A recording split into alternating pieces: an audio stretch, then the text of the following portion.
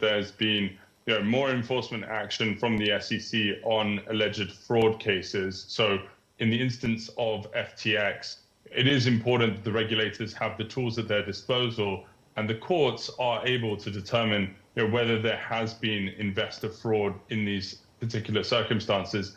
But there also has to be the creation of legislation and regulation around cryptocurrencies so that good players actually have the rules that they need to be able to know exactly what their obligations for, so that there can be a safe environment for both consumers and investors. The common refrain appears to be, look, it's not the blockchain, it's the operators, it's the exchanges who are commingling, it's the miners. How then can the blockchain be secured? So I think when you come to this industry, you have to look at ways in which the technology itself gets taken into consideration when coming up with rules and regulations. The blockchain does provide a permanent record for all of the transactions that have happened.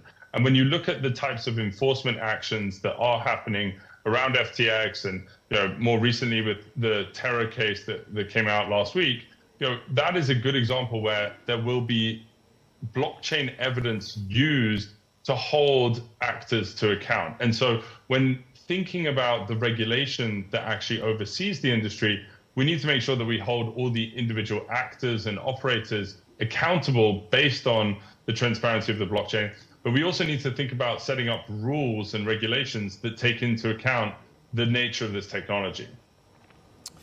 John, I don't know whether it's from your research or from elsewhere, but I'm seeing here that crypto scam revenues dropped 46% last year. And as a subset of that, ransomware revenues were down simply because victims, they're refusing to pay up.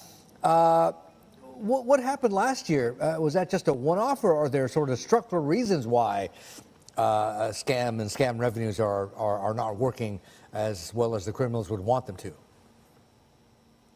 So I think this does come from our research at Chainalysis. We published our annual crypto crime report, which came out last week. And actually, you have to take these different types of activities separately. So if you think about the scams that have been occurring, we do see an incidence of romance scams and investment scams that actually do happen inside the cryptocurrency ecosystem that has been an issue. But the actual dollar values of that has fallen with asset prices. And the larger scams that we saw the previous year, when asset prices were going up steadily, weren't as easy to conduct in 2022. And so, that's really what's happened on the scam side.